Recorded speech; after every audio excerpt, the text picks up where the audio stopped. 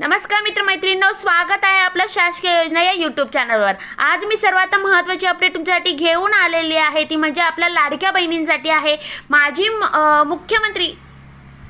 मुख्यमंत्री माझी लाडकी बहीण योजनेच्या लाभार्थ्यांना मार्च महिन्यापासून हप्ता मिळाला नव्हता, त्यामुळे लाडक्या बहिणींच्या मनात विविध प्रश्न उपस्थित होत होते। पण गुरुवारी म्हणजे 14 मे पासून लाडक्या बहिणींच्या खात्यात खटाखट पैसे जमा होण्यास सुरुवात झालेली आहे। गेल्या 2 दिवसात लाडक्या बहिणींच्या खात्यात पैसे जमा झाल्याचे मेसेजेस येत आहे, पण लाडक्या बहिणींना नेमके किती आणि कोणत्या महिन्याचे पैसे जमा झाले याविषयी आपण चर्चा करूया।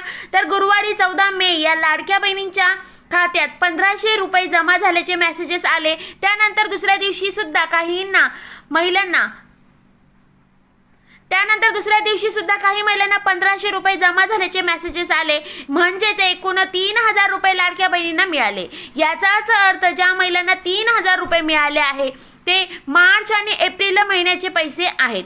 खात्यात 2 दिवसात 3000 रुपये जमा झाल्याने लाडक्या बहिणींच्या चेहऱ्यावर एक हसू पाहायला मिळत आहे। महाराष्ट्रामध्ये मुख्यमंत्री माझी लाडकी बहीण योजनेत मोठ्या प्रमाणावर अनियमितता होत असल्याची तक्रार प्राप्त झाल्यानंतर राज्य सरकारने ई-केवायसी ही प्रक्रिया अनिवार्य केली होती। तर ई-केवायसी मध्ये दुरुस्ती करण्यासाठी अंतिम मुदत होती 30 एप्रिल पर्यंत।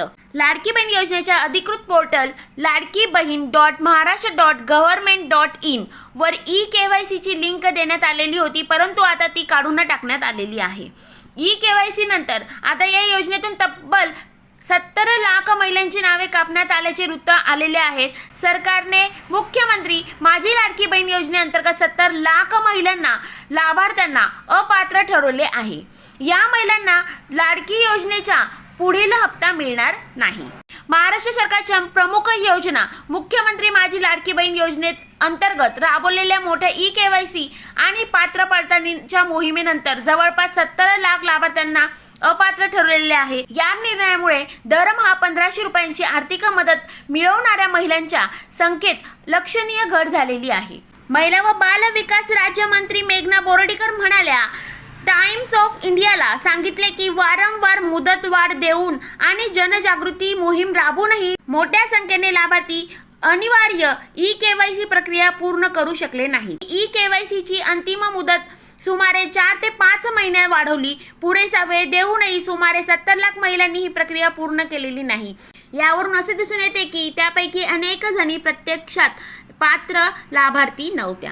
अशाच आपल्याला महत्त्वाची अपडेट हवी असल्यास आपल्या शासकीय योजना या यूट्यूब चॅनलला सबस्क्राईब करा, व्हिडिओ आवडल्यास लाईक करा आणि हा व्हिडिओ जास्तीत जास्त आपल्या बहिणींपर्यंत शेअर करा, जेणेकरून त्यांनाही पैसे मिळाले आहे की नाही हे जाणून घेण्यास मदत होईल। जास्तीत जास्त हा व्हिडिओ आपल्या बहिणींपर्यंत शेअर करा।